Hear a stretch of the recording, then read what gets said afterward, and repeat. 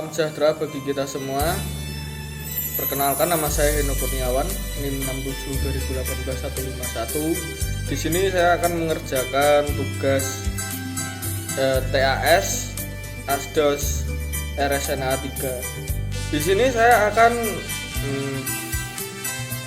menjelaskan pengertian NAT. Apa itu NAT? NAT adalah Network Address Translation, yang sebuah sistem untuk menggabungkan lebih dari satu komputer untuk dihubungkan ke dalam jaringan internet hanya dengan menggunakan sebuah IP, sehingga setiap komputer di dalam NAT ketika kita sedang berada di dalam internet akan terlihat memiliki alamat IP yang sama jika dilacak. Adapun jenis-jenis NAT.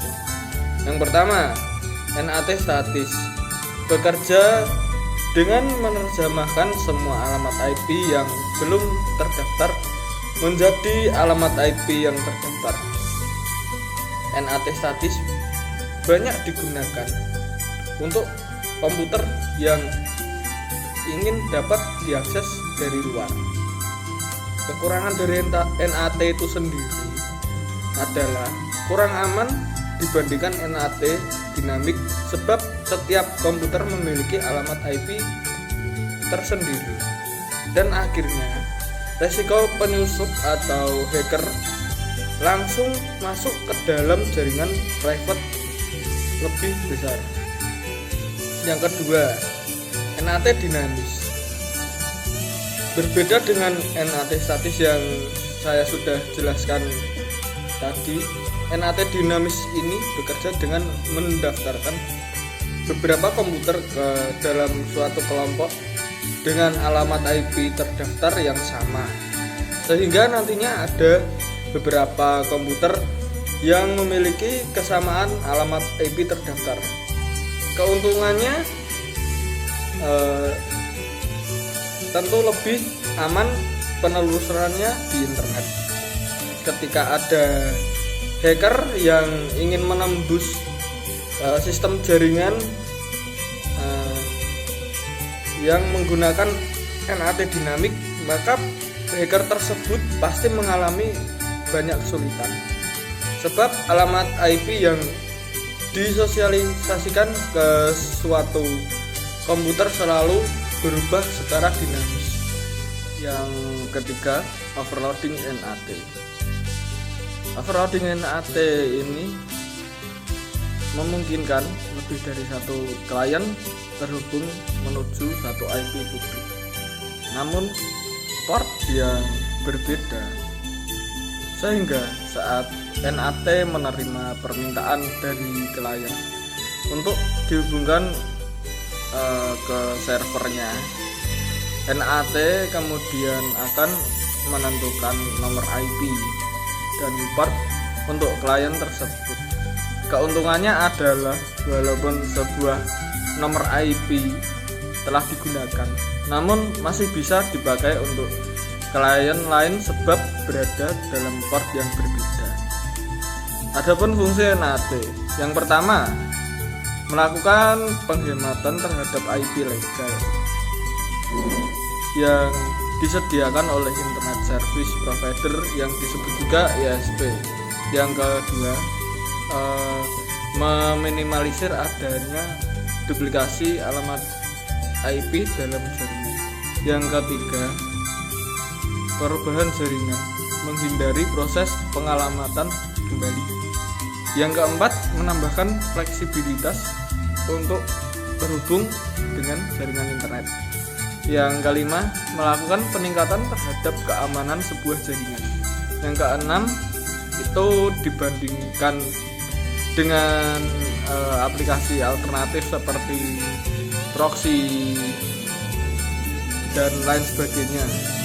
Penggunaan NAT memberikan fleksibilitas dan performa yang lebih baik dan lebih nyaman.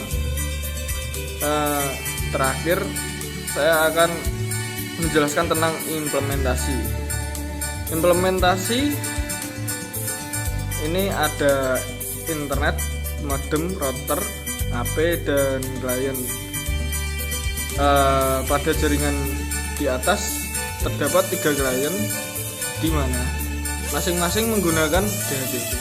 Pada dasarnya komunikasi secara global internet, IP publik yang dapat berkomunikasi dengan internet seharusnya IP privat. Itu tidak bisa, karena pada dasarnya jaringan global atau internet itu menggunakan alamat IP yang bersifat unik, yang artinya setiap komputer akan memiliki IP yang berbeda-beda. Lalu bagaimana caranya kok pada jaringan hotspot bisa berinternet sedangkan IP yang digunakan adalah IP privat? Jadi sebenarnya ketika melakukan akses internet, maka akan terjadi suatu proses translasi yang disebut dengan NAT, yaitu Network Access Translator.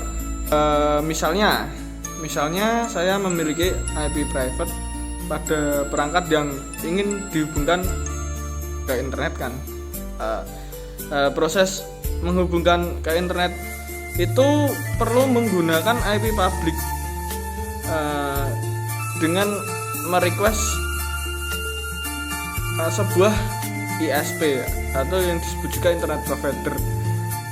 Kita bisa mengambil ISP Telkomsel, terus Axis dan IndiHome ataupun WiFi itu kan, seperti Bisnet.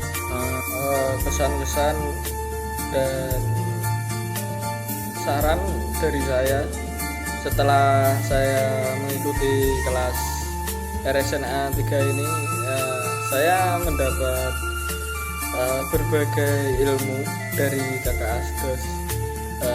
Walaupun saya sepenuhnya tidak mengerti, tapi lumayan lah. Dan saran saya untuk Kakak Asdos, kedepannya lebih baik lagi dalam mengajar. Ya udah seperti itu sih. Kalau ada kesalahan kata atau mungkin saya di kelas tidak baik, mohon dimaafkan. Terima kasih.